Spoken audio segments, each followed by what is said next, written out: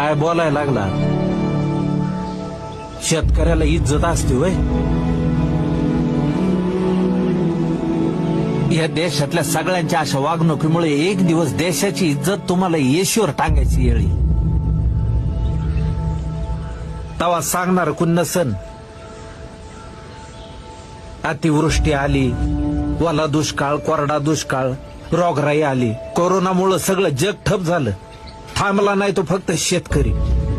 साधं टिकल्याचं पाकिट विकणाऱ्याला विचारलं काय करतो, तो म्हणतो बिझनेस आहे माझा. आणि एका धान्याच्या दाण्यापासून हजारो दाणे बनविणारा शेतकरी बिझनेसमन नाही याची लाज नाही वाटत? आणि तुमच्या या अशा नटवेपणापायी आज नवी पिढी अर्धवट शिकलेली मातीत पाय घालायला तयार होत नाही.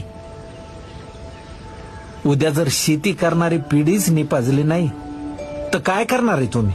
का पैसा भरणार आहे फक्त? एक दिवस तुमच्याकडे खूप पैसा असन, खायला अन्नाचा कण नसन, त्यावेळी काय खाता? पैसे, नोटा. सांभाळा तुमची पोरगी. बघा शहरातला माणूस. चला.